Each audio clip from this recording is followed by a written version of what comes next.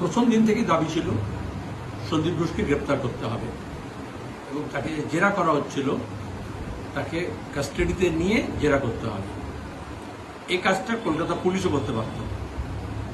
মুখ্যমন্ত্রী নাটক করছিলেন, পুলিশ মন্ত্রী নাটক করছিলেন, আর পুলিশ কমিশনারকে দিয়ে, পুলিশকে দিয়ে, পুলিশ ওয়েলফেয়ার বোর্ডকে দিয়ে এই যে র্যাকেট চলছে স্বাস্থ্য দপ্তরে, তাদের সঙ্গে যারা অপরাধ করলো তাদের সঙ্গে যোগসাজশে সাক্ষ্য প্রমাণ লোপাট করতে চাইলেন এবং মিথ্যা মামলা।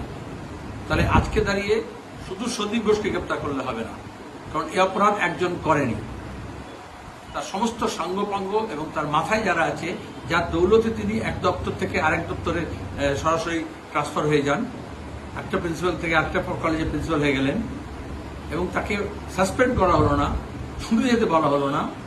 তার মানে তার হাতে সে যে এত সব করছে তার পেছনে তো একটা মাথা আছে, কারোর হাত আছে, সেটাও খুঁজে বার করতে হবে।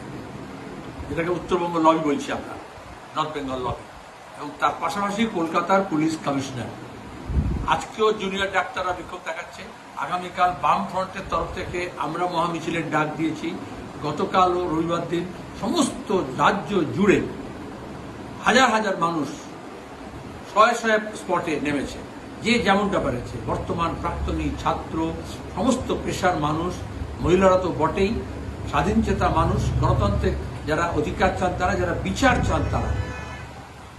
এই আন্দোলন চলবে।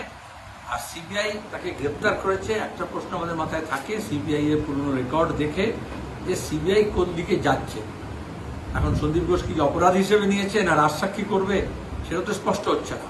তো 5 তারিখে যে রিপোর্ট দেবে তাতে স্পষ্ট হবে। কিন্তু বিনীত গোয়েল পুলিশ কমিশনার, তাকেও সরকার অপসারণ করছে না, সবাই দাবি করছে। এখনো দাঁড়িয়ে লালবাজার অভিযান হয়েছে এবং আমরা বলেছি আজকে যদি লালবাজার অভিযানে, জুনিয়র ডাক্তারদের এই অভিযানে যেমন মানুষ যোগ দিয়েছেন, সব মানুষের সমর্থন আছে, সেখানে যদি লাঠি, গুলি, কাঁদানে গ্যাস, মস্তানি যদি করা হয় তাহলে গোটা কলকাতা অচল হবে এবং লালবাজার বরাবরের জন্য ঘেরাও হবে। তাহলে আমার দাবি এবার বিনীত গোয়েলকেও কাস্টাডিতে নিয়ে জিজ্ঞাসাবাদ করতে হবে, কার হুকুমে তিনি গিয়েছিলেন, কেন পুলিশ এটাকে আত্মহত্যা বলে চালাতে চেষ্টা করেছিল, আর যে অফিসাররা আত্মহত্যা বলে খবর দিয়েছিল বাড়ির লোকজনকে, মিসলিড করেছিল তারা, এবং নান্টু ঘোষ, শ্মশান নান্টু, যে যার নেতৃত্বে তৃণমূলী লোকেরা লাশটাকে তাড়াতাড়ি পুড়িয়ে ফেললো পরিবারের লোকজনকে হাজির না করেও, তাকেও গ্রেপ্তার করে জেরা করতে হবে যে কার নির্দেশনা করলেন।